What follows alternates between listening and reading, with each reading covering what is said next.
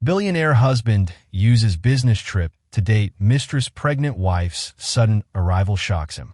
Michael Harrington was the man every aspiring entrepreneur admired. Young, dashing, and unbelievably wealthy. He had a gorgeous pregnant wife, Emily, who adored him, and a lavish home that spoke volumes of his success. On the surface, they were the portrait of marital bliss, but beneath the shimmering veneer of fast cars and opulent parties lay a dark secret. Each time Michael claimed to be traveling for business, he was actually rendezvousing with his alluring mistress in luxurious hideaways. Little did Michael know that this time, his pregnant wife would appear unannounced. The stage was set for a shattering confrontation that no one would ever forget. Michael Harrington was born and raised in a quiet suburban neighborhood in Westwood, California. Unlike many of his childhood friends who pursued ordinary 9-to-5 jobs, he had an unquenchable thirst for more. Even as a teenager, he dreamed of penthouse suites, private jets, and power deals. That hunger drove him to immerse himself in the world of startups. And by the time he was 25, he had co-founded a tech firm that skyrocketed in value.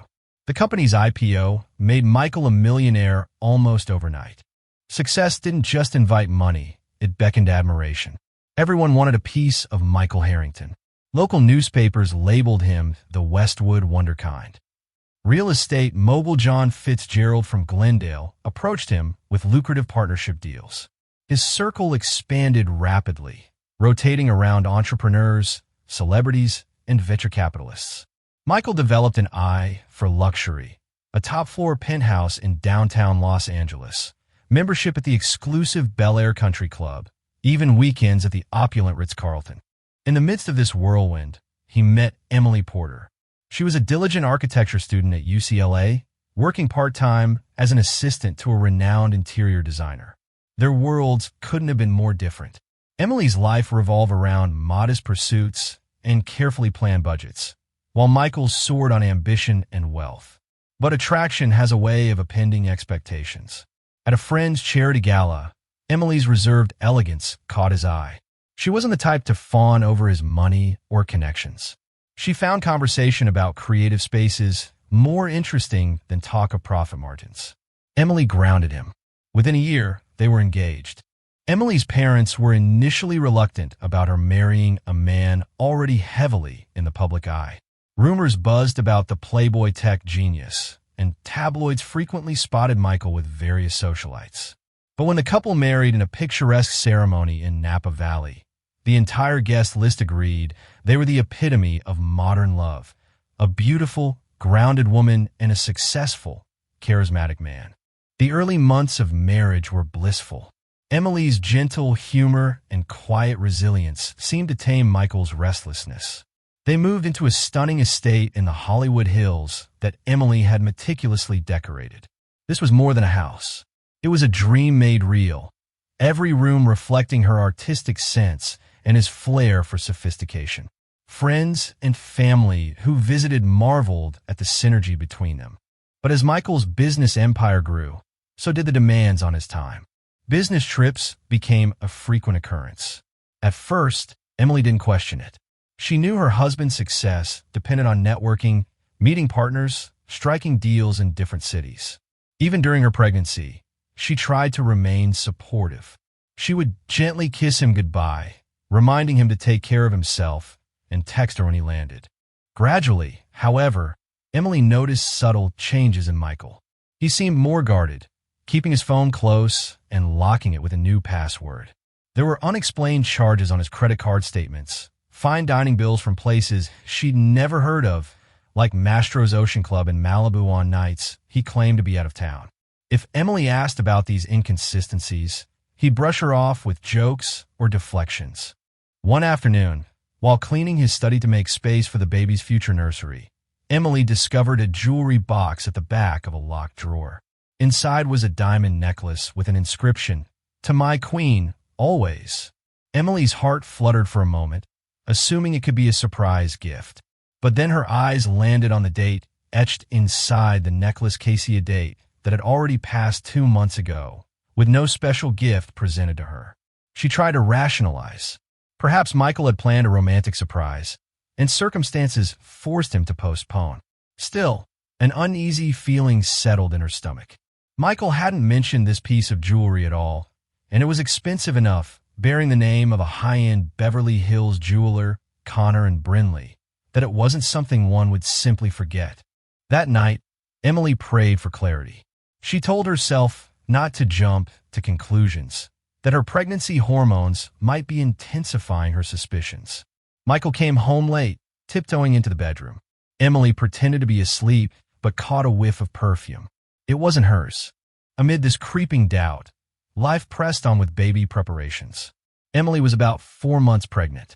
Her small bump, a constant reminder that her life was on the cusp of monumental change.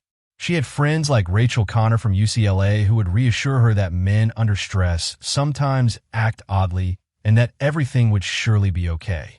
But Emily couldn't shake the gnawing worry.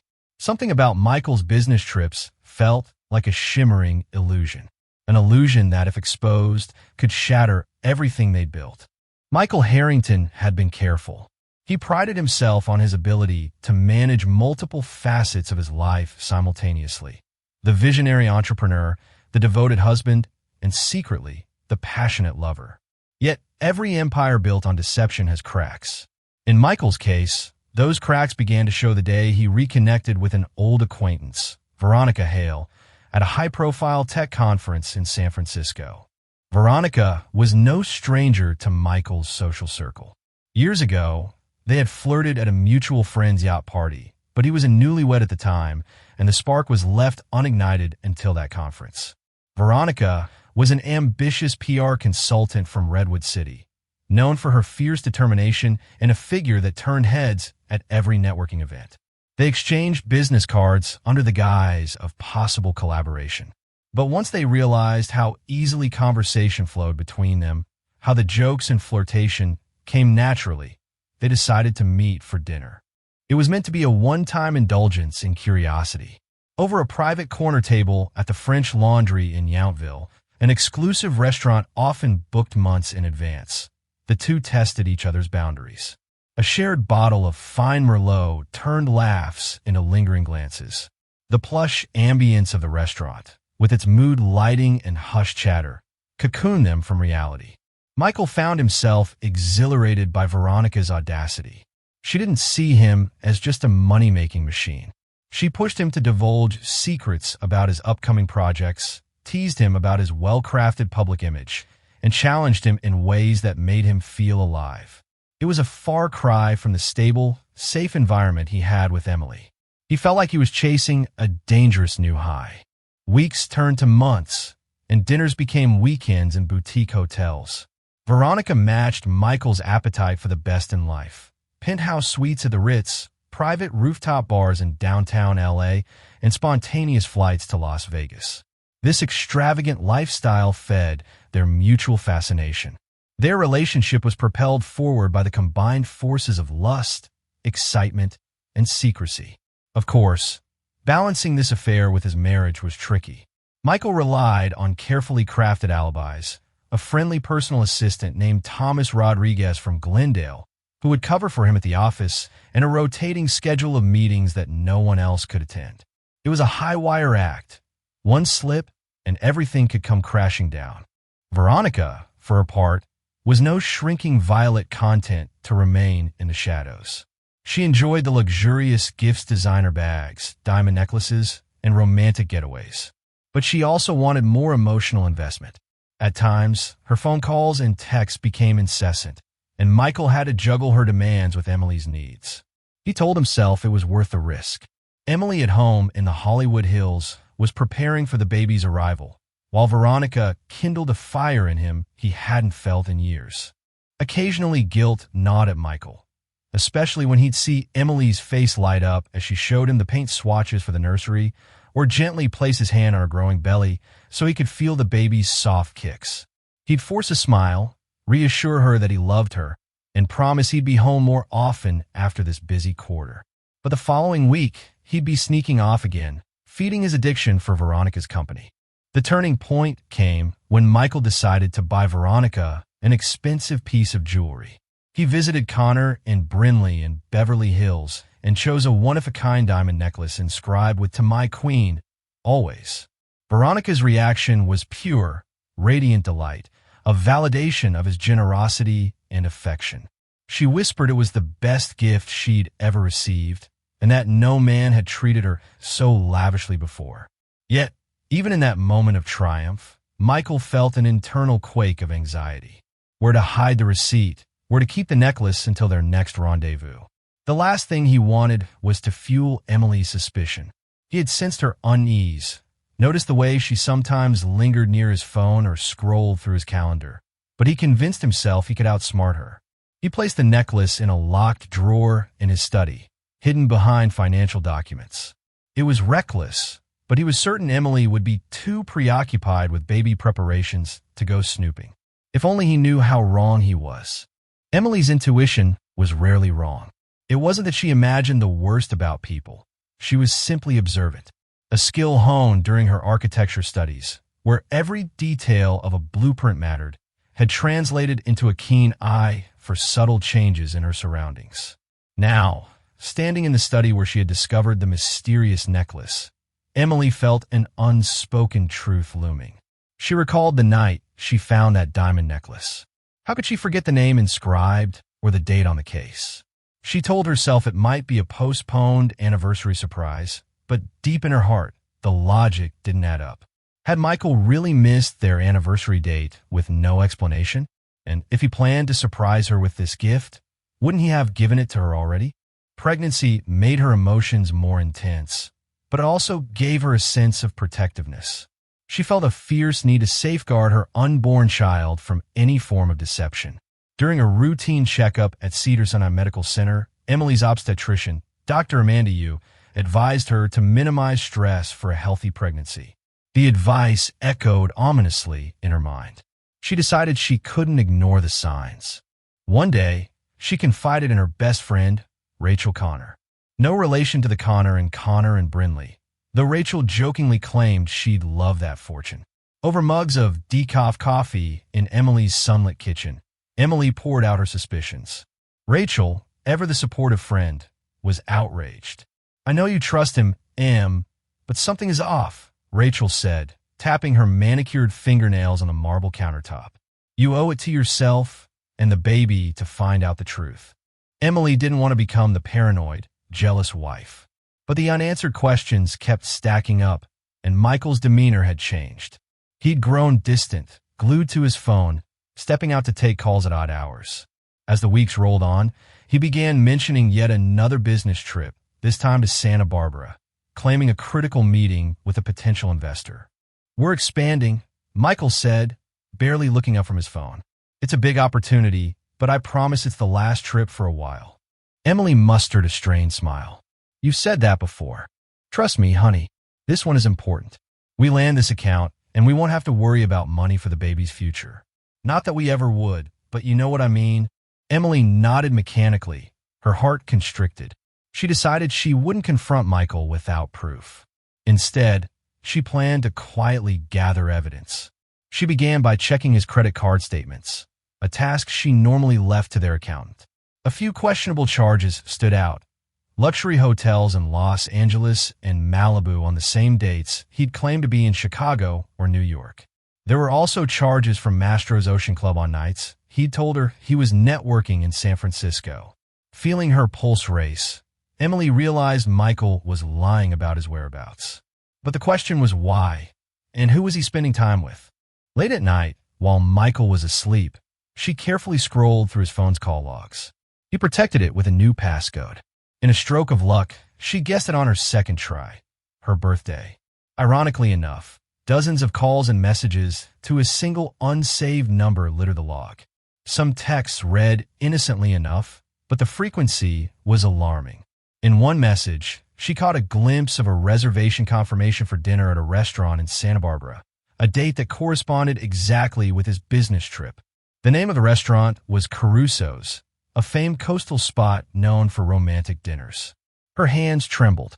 Michael had reserved a table for two. Emily felt tears stinging her eyes, yet she refused to melt into despair. Anger, determination, and heartbreak boiled inside her in equal measure. She closed her eyes, recalling Dr. Yu's words about avoiding stress. But how could she, when her life felt like it was unraveling? She prayed for courage. In that moment, a plan began forming in her mind. She would follow Michael on his trip, show up in Santa Barbara unannounced.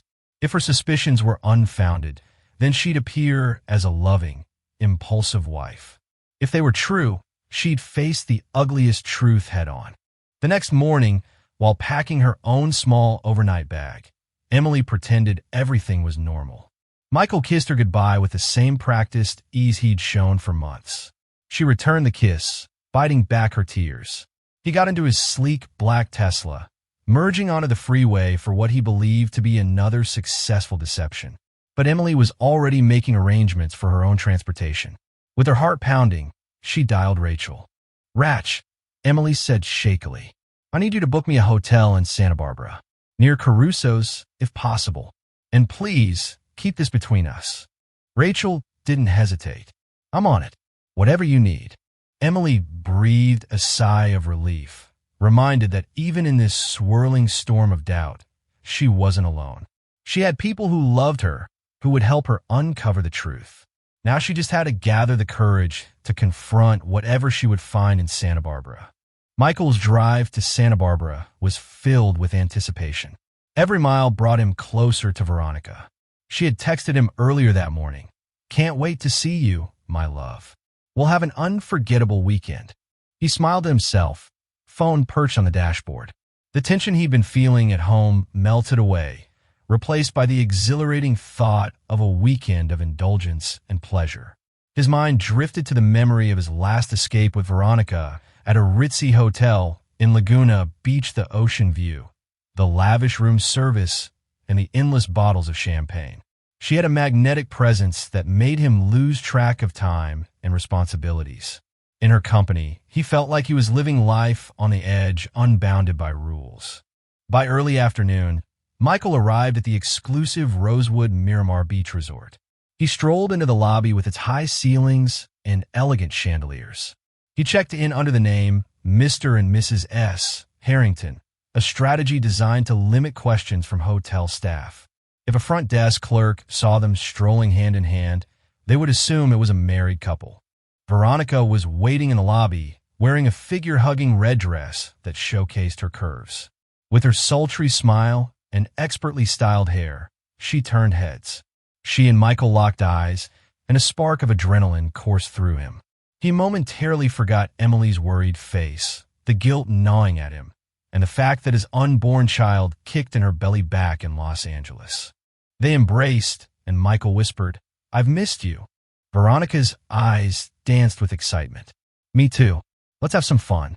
They swept up to their suite, an ocean view room that opened onto a private terrace overlooking the shimmering Pacific. Veronica wasted no time. She pressed against him, her lips meeting his in a feverish kiss. The moral lines Michael had drawn once upon a time were now all but erased. Hours later, they dressed for dinner at Caruso's, a high-end restaurant known for its exquisite coastal cuisine and romantic ambience. It was exactly the kind of spot Michael enjoyed when he wanted to dazzle Veronica over succulent seafood and a bottle of vintage wine. They laughed, talked about future escapades, and shared inside jokes about the tech world. Michael's phone buzzed a few times during dinner, Emily trying to contact him. He quickly set his phone to silent. "Work," he lied to Veronica, who raised a perfectly arched eyebrow, but said nothing. She knew the rules of this game. They didn't talk about Emily or the baby. After the meal, they strolled hand in hand on the moonlit beach. Veronica teased him about the lines of worry etched into his forehead. "You need to relax," she cooed. "Stop carrying the world on your shoulders for one night."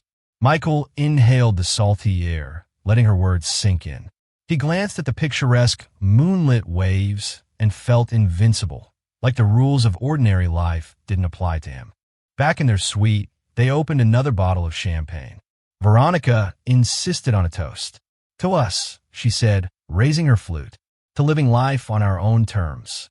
Michael clinked glasses with her, ignoring the pang of guilt that pricked his conscience. Meanwhile, Emily was on the road, a few hours behind Michael, her nerves frayed as she inched closer to the truth. She arrived in Santa Barbara by late evening, having secured a last-minute room at a modest and nearby nothing as lavish as the resort, but close enough for her plan. She felt nauseous, unsure if it was the pregnancy or the dread of what she might discover. She checked in quietly, then placed a call to Rachel. "I'm here," she whispered, pacing around the small room. "I'm really going to do this." "Take deep breaths," Rachel advised. "You don't have to do anything tonight. Just see if his car is in the hotel lot or something." Emily nodded, fighting back tears. She was scared, yet the thought of letting another night go by without answers was unbearable. She opened her laptop, scanning through the photos of the Rosewood Miramar Beach Resort. She recognized it from a travel magazine. It was luxurious, a place that cost more per night than the average person's monthly rent. It wasn't Michael's typical business hotel. She'd expected something like the Hilton or Marriott. He had specifically chosen a place best suited for a romantic getaway. Emily's stomach churned as a fresh wave of suspicion all but confirmed what she feared. Putting on a coat, she slipped out into the night. The crisp coastal air provided a brief moment of clarity. She took a ride-share to the resort, wanting to see for herself if Michael's Tesla was in the parking lot.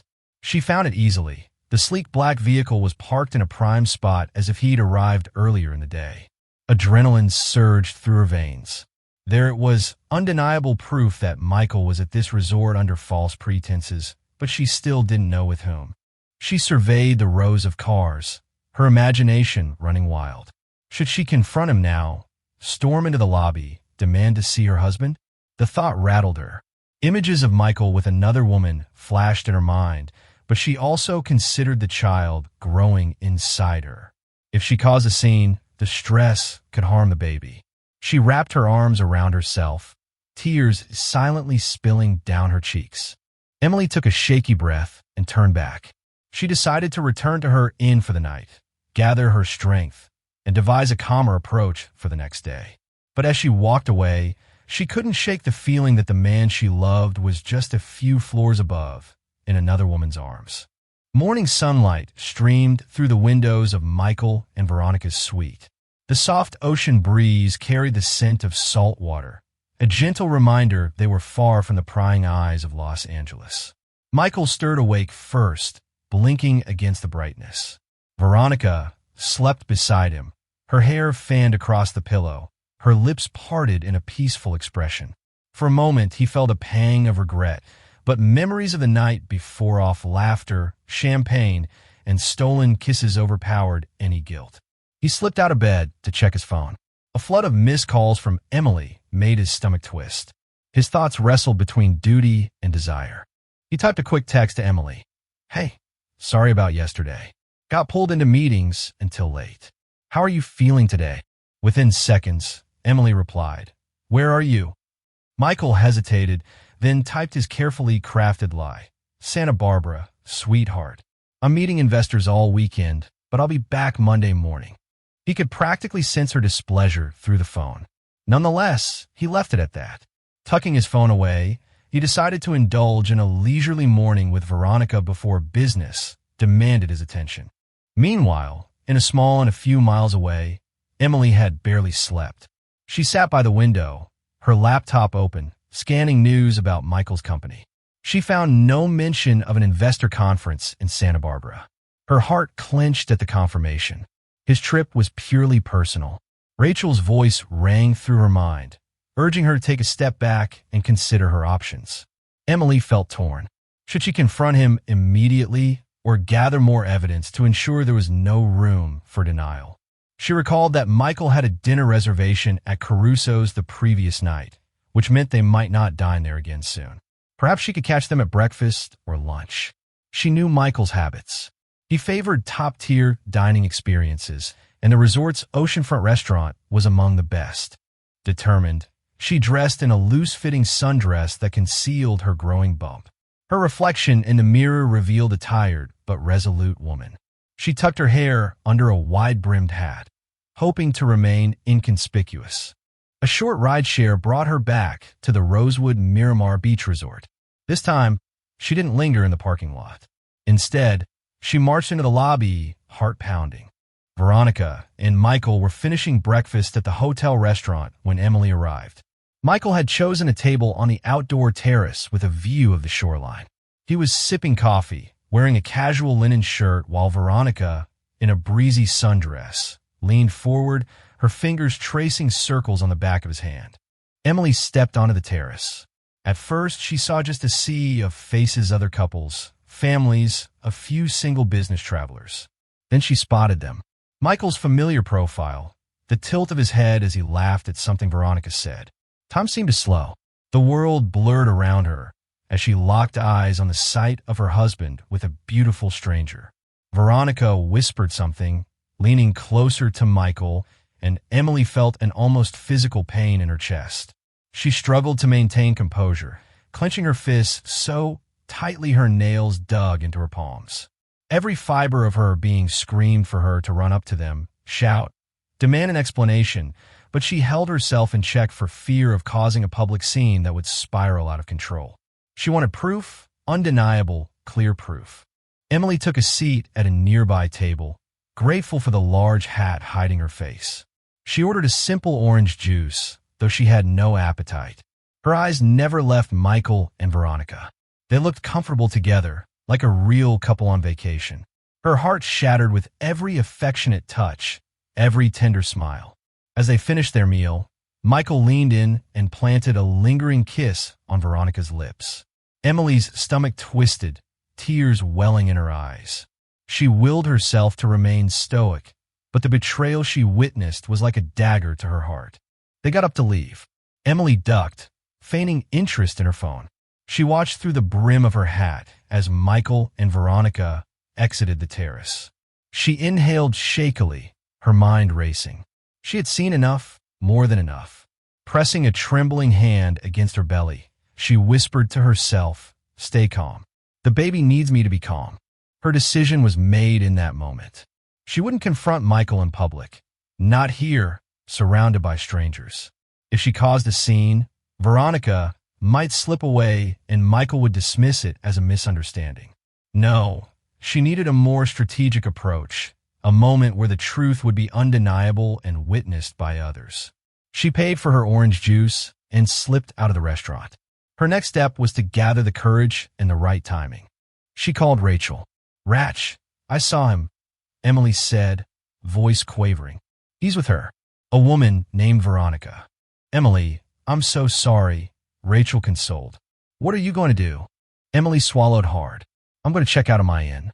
I can't handle another night of this. I need to confront him." But confrontation was easier said than done. Emily's heart pounded with equal parts fear, sadness, and adrenaline. She considered the ramifications. Their marriage, their unborn child, their families, and the swirling media that might feast on this scandal if it ever went public. Still, she had no intention of letting Michael continue his web of lies. That evening, Michael and Veronica were set to attend an exclusive wine tasting event hosted in the resort's private garden. They arrived fashionably late, arms looped around each other. Fairy lights twinkled in the manicured hedges, and a gentle breeze carried the aromatic scent of roses. Guests in designer attire circulated, sipping on limited edition wines and nibbling on gourmet hors d'oeuvres. Michael felt a rush of pride as people recognized him. A few even approached to talk business, though he deftly steered the conversations toward lighter topics to maintain the romantic ambience. Veronica, radiant in a navy gown, dazzled the crowd with her quick wit and engaging laugh. Unbeknownst to them, Emily had also arrived. She wore a simple yet elegant black dress.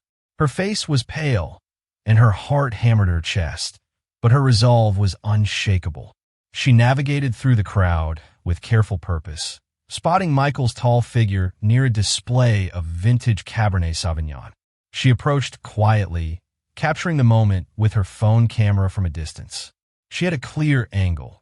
Michael whispering something in Veronica's ear, Veronica laughing, her hand resting on his chest. Every snapshot was another piece of undeniable evidence. Summoning her courage, Emily stepped forward. With shaky fingers, she tucked her phone back in her clutch and softly called out, "Michael." Michael froze. Recognition swept across his features as he turned, his face pale when he saw his wife. In that instant, Veronica followed his gaze. The color drained from her cheeks. She quickly slid her hand off Michael's chest, eyes darting between the spouses in alarm. Emily, Michael stammered, his voice weak. What are you doing here?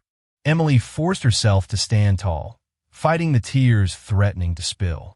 I might ask you the same question. This doesn't look like a business meeting. She cast a scathing glance at Veronica, who instinctively took a step back. A few onlookers sensed the tension, pausing their conversations. The soft murmur of the crowd became a hushed lull. Michael's grip tightened around his wine glass. Let's talk about this privately, he whispered, panic evident in his eyes. Emily folded her arms, her voice quavering yet firm. Why, Michael? Why not have everyone hear it? You've been lying to me for months, gallivanting around with her. She pointed at Veronica. I've had to watch you parade your mistress in public, like I don't exist. Veronica raised her hands, alarmed. Look, She seemed uncertain how to proceed, eyes flicking from Michael to Emily. Michael reached for Emily's arm. Emily, calm down. We can discuss this somewhere else, please. But Emily pulled away, stepping back. No, I'm done being quiet. You lied to me about this trip, about so many trips. You told me you were doing all of this for our future, our baby's future, but you were here with your mistress. A ripple of shock went through the onlookers. Whispered comments and sideways glances spread like wildfire. Emily's tears finally escaped, rolling down her cheeks. Michael's face contorted with desperation. Emily, let's just... Oh, don't you dare try to explain now. Emily's voice rose. She placed a hand protectively over her belly. I'm pregnant with our child, and you thought you could throw me aside for some fling? Veronica bristled. I'm not just a fling. Emily leveled her gaze at the other woman, eyes blazing. Oh, my apologies. He must have told you you're special. I'm his wife, carrying his child. So, let's just say neither one of us is in a good position. Tension crackled in the air. A staff member tried to intervene, but Michael waved him off, his brow beaded with sweat. He realized any attempt to hush this scene would only cause more speculation. In a voice laced with regret, he reached out to Emily once more. Please, for the baby, let's step outside. Emily clenched her jaw. She surveyed the guests, feeling their stares like daggers. Part of her wanted to fling more accusations, to let Michael and Veronica feel the full weight of her betrayal in the public eye. Another part of her, a part fueled by maternal instinct, reminded her that too much stress wasn't good for her health. She turned on her heel. Fine, but don't think for a second this is going away. Michael hastily excused himself from the gathering, mumbling apologies to the startled guests. Veronica stood there momentarily, uncertain if she should follow. Ultimately, she did, trailing behind them into a secluded courtyard. Away from the public gaze, the tension seemed to thicken. Emily's tear-stained face glowed under the courtyard lamps. Michael swallowed hard, hating the despair in her eyes. This isn't what it looks like, he began, his voice trembling. Emily let out a bitter laugh. Really? Because it looks like you've been cheating on your pregnant wife. Veronica stepped forward, her voice shaking. Michael told me you were separated, that you were only staying together for the baby, but the marriage was effectively over. Emily's head snapped toward Michael, her eyes burning. Is that what you told her? Michael's mouth opened and closed, lost for words. Finally, he admitted softly, I never said we were separated. I might have implied things were complicated. Veronica's cheeks flared with color. This is unbelievable, Michael. You said you'd leave her once the baby was born, that I just needed to be patient. Emily's world tilted. The pain surged through her, leaving her dizzy. She steadied herself against a stone bench, her breath ragged. How long, Michael? She whispered. How long have you been lying to me? He ran a hand through his hair. It started a few months ago. It was just, I don't know. I got caught up in the excitement. Veronica offered me something I felt was missing. It was never supposed to go this far. Veronica's eyes flashed with anger. Are you saying I was just a fling? Michael looked torn between them. No, I mean yes. Emily couldn't take any more. The stress, the betrayal, the heartbreak, it was all too much. She swayed, feeling her vision blur. Alarmed, Michael rushed forward, catching her before she collapsed. "We need to get you to a doctor," he said, panic rising. Emily clutched her abdomen, her face pale. "Stay away from me," she whispered, tears streaming down her cheeks. "I never want to see you again." Veronica stood frozen, uncertain whether to step forward or leave. Michael, torn between guilt and concern for his wife, could barely articulate a response. The emotional storm unleashed its full fury in that courtyard, setting off a chain of events none of them could fully control. The next hours were a blur. Michael insisted on driving Emily to the local hospital, but she refused to ride with him. Alarmed staff at the resort called an ambulance when they saw Emily's distress.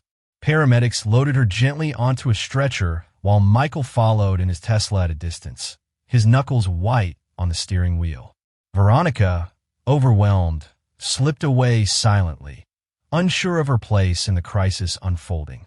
At the hospital, Emily was examined by doctors who monitored the baby's heartbeat and checked her vitals.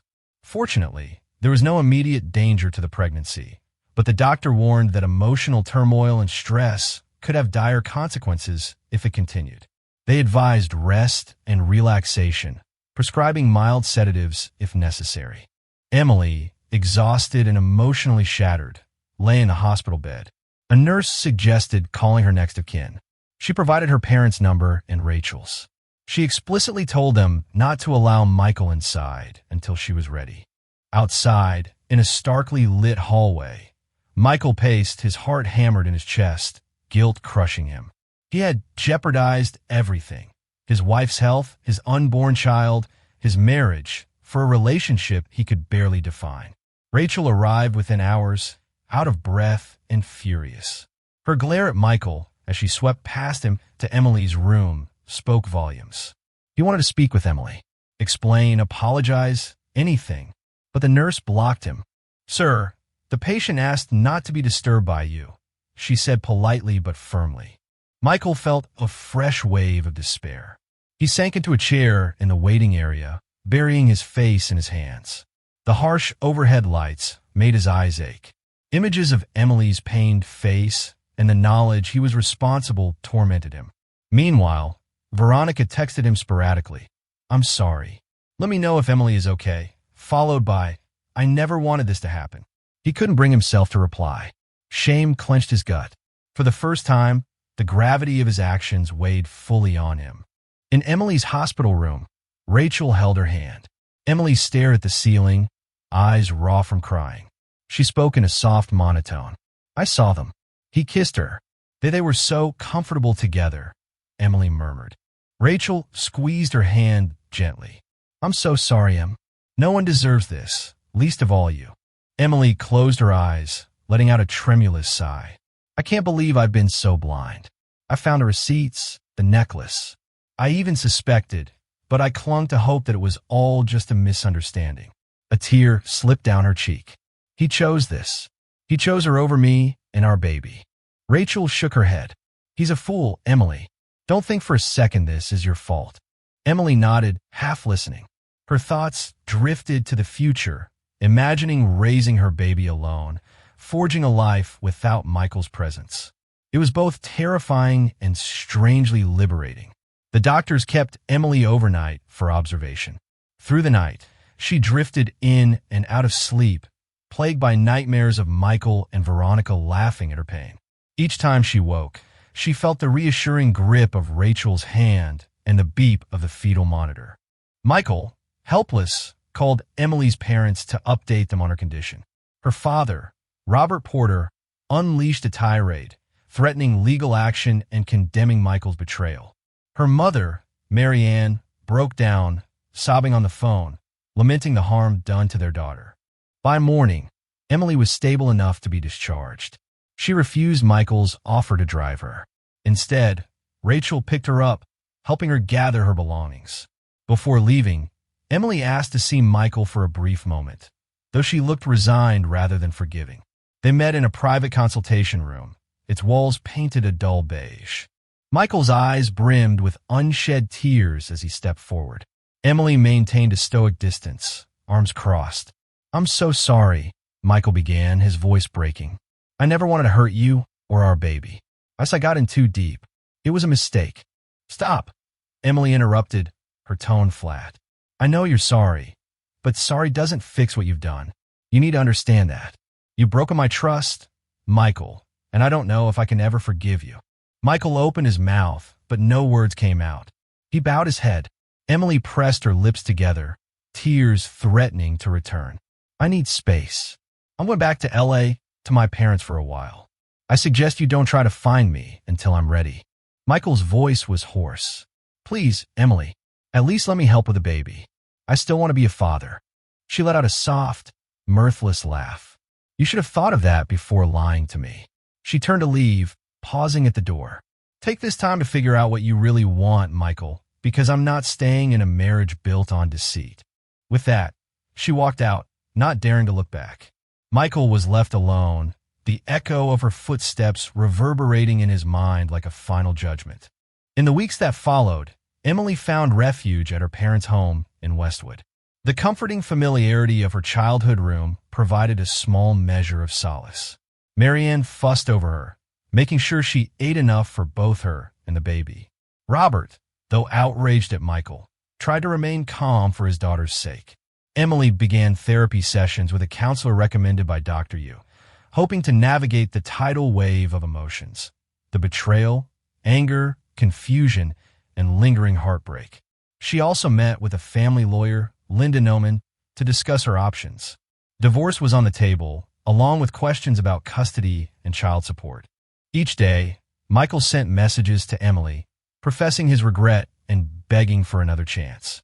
He went so far as to cut off contact with Veronica, telling her the affair was over. But Emily had no interest in hearing his pleas. She read his messages through tearful eyes, but never replied. Veronica also found herself in a difficult spot. Colleagues at her PR firm whispered about the scandal. Some clients distanced themselves, not wanting to be associated with a home wrecker. She called Michael repeatedly, either to apologize or to rekindle his affection. She was never certain which, because he often let the calls go unanswered. One afternoon, Emily received a surprise phone call from John Fitzgerald, the real estate mogul in Glendale, who was a longtime business associate of Michael's. She remembered him from her wedding, where he'd given a gushing toast about partnerships in life and business. "Emily," he said gently, "I'm so sorry about everything. I just want you to know that I've seen a change in Michael over the last few weeks. He's been distant, refusing new deals, practically living in his office. He's cut off ties with that woman, and—" Emily's grip on the phone tightened. "John, I appreciate your concern, but I can't pretend everything is fine. I understand. I'm not defending what he did, but if there's anything I can do to help, please let me know. You're both my friends, and this is heartbreaking to watch." Emily thanked him politely and hung up, overwhelmed by the complexity. She knew Michael was suffering, but it didn't erase the agony he'd caused. In the meantime, Linda Noman's legal counsel was straightforward. Emily could file for divorce on grounds of infidelity. Michael, given his wealth, would be obligated to provide substantial child support. Custody arrangements could be negotiated, but Emily would likely receive primary custody unless Michael contested.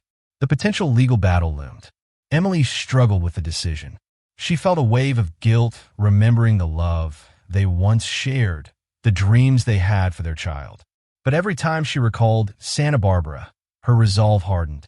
Finally, she called Linda and said, "I want to file for divorce, but let's hold off on full custody negotiations until the baby is born.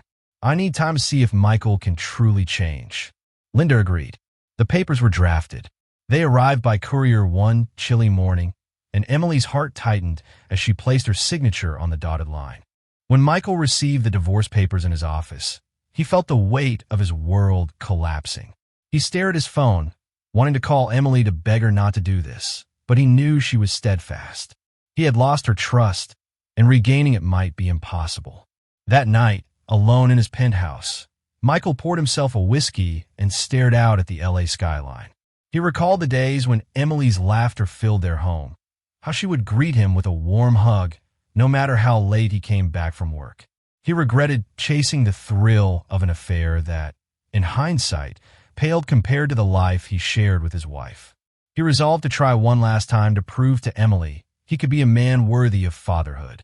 As Emily's pregnancy advanced into its 7th month, her belly grew, and with it a sense of both dread and anticipation for the future. She joined prenatal classes in Westwood, forging friendships with other expectant mothers who offered emotional support. Michael, in an attempt to redeem himself, started showing up uninvited, offering to drive her to appointments or help with baby supplies. Emily usually refused, yet she noticed small gestures, like Michael quietly covering her medical bills or sending baby essentials to her parents' doorstep. Her father bristled each time a package arrived, calling it a bribe. But Emily wasn't so sure. Michael's messages had shifted from pleas for forgiveness to updates on how he was dismantling certain parts of his lifestyle selling the penthouse, stepping down from day-to-day operations at his tech firm, focusing on therapy. "I'm trying to be better," he wrote in a text. "For you, for our child. I know it might be too late, but I have to do this." Emily wasn't ready to open the door to reconciliation. Yet, a tiny part of her, still bound by memories of their love, wondered if people could truly change. Then came a crisis that none of them anticipated. At 32 weeks pregnant, Emily woke one morning to intense abdominal pain. She tried to stand, but dizziness overwhelmed her and she collapsed to the floor. Her mother called 911, and Emily was rushed to the emergency room. Michael got the call while he was at a counseling session. Panic gripped him. He raced to the hospital, not caring if Emily wanted him there or not. When he arrived, he found her in labor and delivery, monitors beeping urgently. Doctors suspected premature labor triggered by stress and a possible placental complication. Terror seized Emily as contractions rippled through her body. She wasn't supposed to give birth this early. She sobbed, calling out for her mother and father. Michael burst into the room moments later, his face etched with fear. "Emily," he whispered, tears glistening in his eyes. "I'm here." She looked at him, vulnerable and terrified. Part of her wanted to scream at him to leave, but another part clung to him. This was the father of her child, and in this perilous moment, she needed all the support she could get. The hours that followed were filled with medical interventions, for drips, and stern directions from doctors urging Emily to stay calm. They administered medication to slow the contractions and help the baby's lungs mature. Michael sat beside her hospital bed, holding her hand, tears slipping silently down his cheeks. "I'm so sorry," he whispered over and over. "This is all my fault." Exhausted and in pain, Emily tried to breathe through the contractions. Through the haze, she felt Michael's presence. Despite everything, she drew some comfort from his hand in hers. Eventually, the medications took effect, and the contractions subsided. The doctor informed them that the baby was still at risk, but had stabilized for now. They would keep Emily in the hospital on bed rest until delivery could be safely induced. As her parents hovered near, Emily finally spoke to Michael, her voice trembling. "Thank you for staying." He pressed her hand gently. "I wouldn't be anywhere else." The tension of the last few months didn't vanish in that moment. The betrayal, the heartbreak, they still existed. But amidst the fear for their unborn child's life, a fragile understanding formed between them. That night, Michael slept in a chair beside her bed. Emily drifted in and out, sometimes finding him awake, staring at her with haunted eyes. She didn't have the strength to argue or ask him to leave. Some part of her was thankful he remained. Over the next few weeks, Emily stayed in the hospital, monitored constantly. Michael visited daily, bringing fresh flowers and books to read. They spoke cautiously, avoiding the glaring topic of the affair and focusing on their child's future. Some days were tense. Emily would recall the pain of betrayal, her anger flaring. Other times, when Michael made her laugh with a silly anecdote or rubbed her feet as the swelling increased, she felt the faintest stirrings of the bond they once shared. Rachel noticed a shift. When she visited, she found Michael quietly reading pregnancy guidelines or practicing breathing exercises with Emily. "This is surreal," Rachel remarked. "A few weeks ago, I wanted to throw you off a cliff." Michael gave a rueful half-smile. "I deserve that. I probably still do." The day finally arrived when the doctors decided it was safe to induce labor. Michael and Emily faced the moment together, hands tightly clasped. After hours of labor, interspersed with both excruciating pain and hopeful anticipation, their daughter arrived, a wailing bundle of new life. Tears streamed down Emily's face as they placed the tiny infant in her arms. The baby's cries softened as she nestled against her mother. Michael stood beside them, his heart in his throat. He tentatively reached out a finger, and the baby grasped it with surprising strength. A sense of awe filled the room. For a brief time, all the pain, betrayal, and anger seemed dwarfed by this new life. In the days that followed, Emily focused on her recovery and caring for their daughter, whom they named Lily. Michael stayed nearby, assisting with diaper changes, midnight feedings, and anything else Emily needed. He didn't press her about the divorce or the affair. He simply tried to be the best father he could. When Emily was discharged, she returned to her parents' house with Lily. Michael visited daily, respecting her boundaries, never staying too long. Gradually, he and Emily had conversations, raw, painful discussions about trust, commitment, and regret. "I can't promise we'll ever be what we were," Emily told him one afternoon as Lily napped in her crib. "That part of us might be gone forever." Michael nodded, tears in his eyes. "I understand. And if that's the price for what I did, I'll live with it. But I want to be here for you and Lily, however you'll let me." Emily looked at her sleeping baby, then at Michael. For the first time, she considered the possibility of forging a different relationship, a co-parenting partnership, if not a romantic one. The raw wound of betrayal might eventually scar over, but the memory would remain. They sat together quietly, the weight of their unspoken future resting between them. Outside, the afternoon sun poured through the window, illuminating the small family gathered around a crib. An uncertain future beckoned, full of potential pitfalls and faint glimmers of hope. 2 years passed. The divorce papers, once signed, were never filed. They sat in a folder in Lyndon Noman's office, a silent testament to a bridge not burned. Michael had kept his word.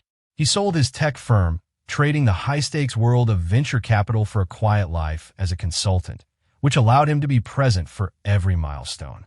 He was there for Lily's first steps, her first words, and every single diaper change in between. He didn't just show up. He was an active, devoted father. He and Emily started with therapy, both together and separately. They learned to communicate again, to navigate the minefield of their past with honesty. Slowly, cautiously, they began to date each other again. There were no opulent parties or flashy gifts, only quiet dinners, long walks in the park with Lily, and late-night talks where they rebuilt their foundation, brick by painful, honest brick.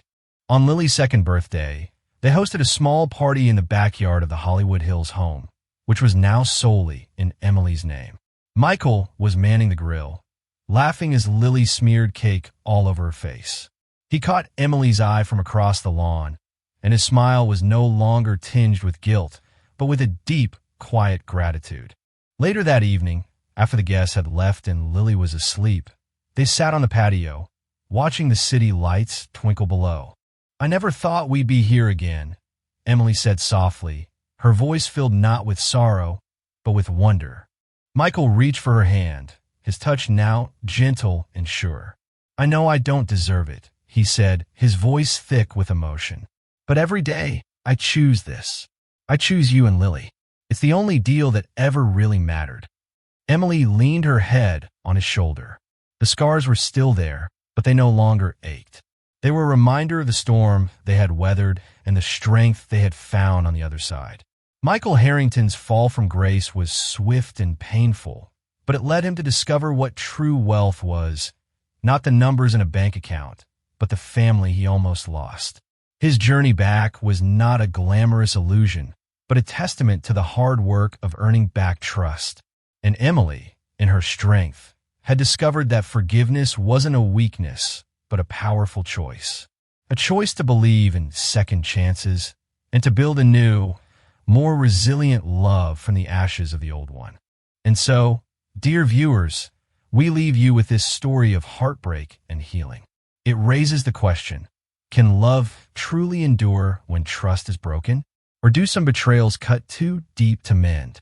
Let us know your thoughts in the comments below. If you were moved by this story of human resilience, please remember to like, share, and subscribe to our channel. Your support keeps us inspired to bring you more captivating stories, each one a reminder of life's unpredictable twists and the enduring power of the human heart. Thank you for watching.